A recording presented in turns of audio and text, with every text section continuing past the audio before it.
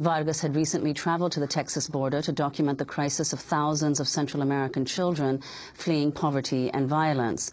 But he says he soon realized he might have trouble leaving with just his Philippines passport due to the heavy presence of Border Patrol agents and checkpoints.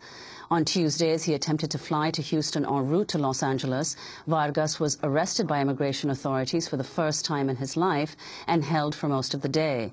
The Department of Homeland Security eventually released Vargas, saying he did not have a prior record and their priority was to remove, quote, criminal individuals. 5 days before his arrest on July 10th, Vargas spoke at a news conference in McAllen, Texas, in front of the Sacred Heart Church where immigrant children are being sheltered. He began by telling his story.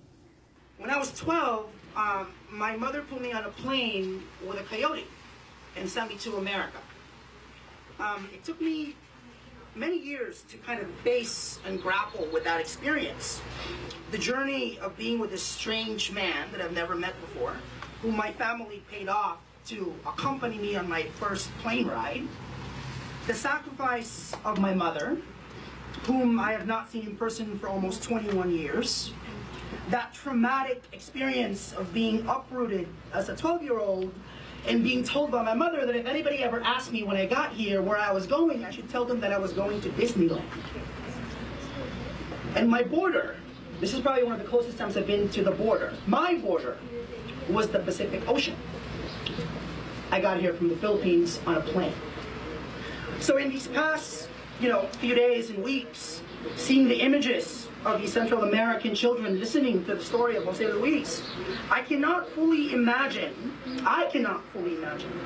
the treacherous, dangerous, desperate, and long trek to safety, freedom, and some kind of peace that these children are going to. When you're 9 or 10 or 11, you worry about summer camp and PlayStation. But right now, when you're 9 or 10 or 11, you don't know what it means to be called illegal, and you don't understand how your life is being played with by the political crossfire that is happening. But that is exactly what's been happening.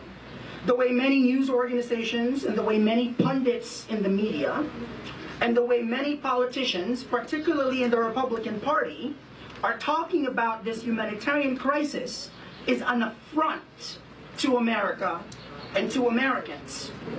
A few days ago, a headline story on CBSNews.com, the headline was, "Is the surge of illegal child immigrants a national security threat?" That was the headline. These children are not illegal. They are human beings, and they are not a national security threat. The only threat that these children pose to us is the threat of testing our own conscience. I just heard that Senator Coburn from Oklahoma just said that we should fly all these kids first-class seats, as if they managed to make these trek and walk from where they come from so they can get on a plane to get a first-class seat. Shame on you, Senator. And since, we are here in Texas, we cannot speak of today without talking about Governor Perry, who's been in the news quite a lot in the past few days now.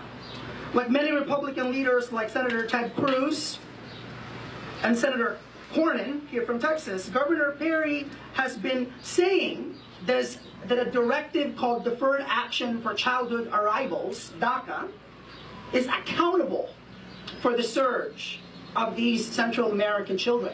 Knowing, by the way, this is the same governor, Governor Perry, who has said that this surge has been happening for years, right? Before DACA, before Deferred Action was even instituted. And they're saying, a lot of these Republican leaders are saying that this is happening because President Obama is not enforcing immigration law. You mean the same President Obama that has deported nearly 2 million immigrants in 5 years? If that is not confusing to you, if that is not clear to you, then you are not paying attention.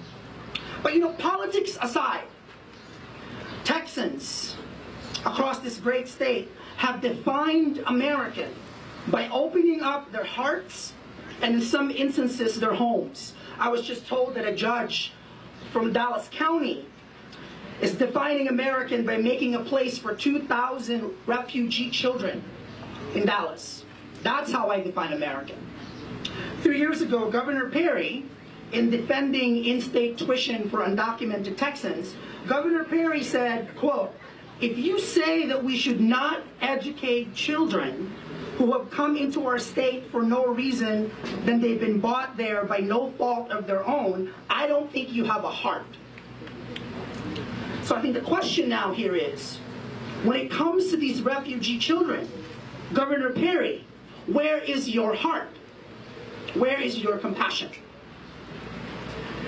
These children are not coming here to go to Disneyland. They're coming here for their lives.